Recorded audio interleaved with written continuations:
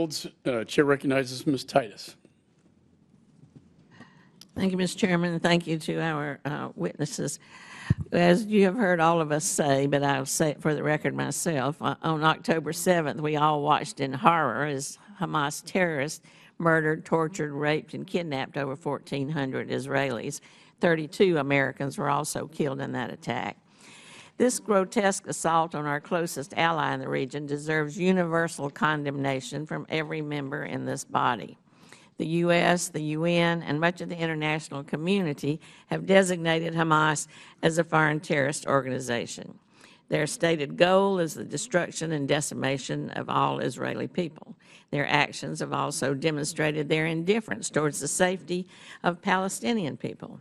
There is absolutely no room for sympathy or equivocation when it comes to Hamas, and about that we should be absolutely clear. I join my colleagues in applauding President Biden for his stalwart support of Israel during this time, and I commend Secretary Blinken for his masterclass in shuttle diplomacy to shore up the U.S. bilateral relationships with our regional partners and to lay the groundwork for intensive diplomatic efforts to achieve sustainable peace. Words do matter, and what we talk about in this committee and in Congress also matters. That's why urging for an adherence to international law and the laws of war while ramping up humanitarian aid is so important. This assertion is not anti-Israeli. Prime Minister Netanyahu himself has agreed to this in principle. I echo President Biden's calls for temporary localized pauses to allow for surges of humanitarian aid, but I remain opposed to a long-term durable ceasefire until all hostages are returned and certain commitments are made by Hamas. A premature ceasefire would give Hamas a reprieve and allow them to regroup, reorganize, and rearm.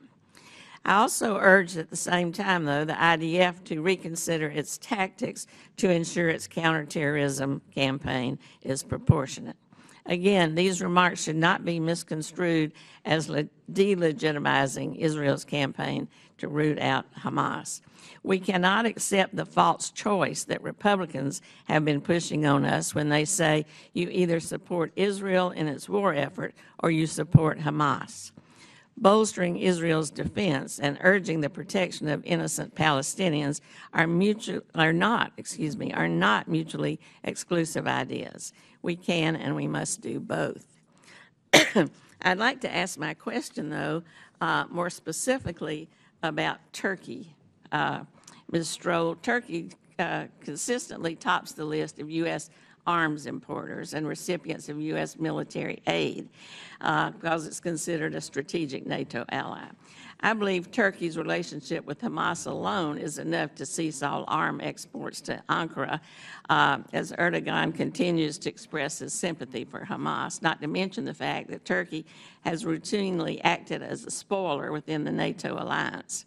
The Arms Export Control Act requires the U.S. government to conduct in-use monitoring of where these military exports go. I wonder if there have been any indications that Turkey's relationship with Hamas has resulted in the transfer of weapons of U.S. origin to Hamas by Turkey, and how is the U.S. government able to ascertain and deal with that? Thank you for your question, Congresswoman. As part of any foreign military sale to any partner or ally, there is robust end-use monitoring for how those weapons are used. We have no indication that anything provided to Turkey has fallen into the hands of Hamas. Well, that's reassuring. I would just ask you, too, how you are balancing the relationship with Qatar and Turkey in terms of their assistance with hopefully getting out some of the hostages and their having Hamas leadership within their boundaries, visiting. Congresswoman, what I would say is the following.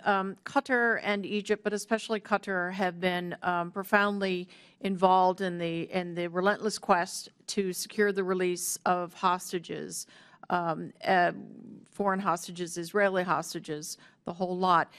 They've also been engaged in a very intensive effort to help with the help Ambassador Satterfield in his efforts to get humanitarian assistance in and foreign nationals out, something that has been impeded repeatedly by Hamas. Of course, the military leadership is well protected underground, far from the conflict above. The political leadership is the external piece through which the Qataris are working, and the Egyptians as well. Elaine, time has expired. Chair recognizes Mr. Barr. Sorry.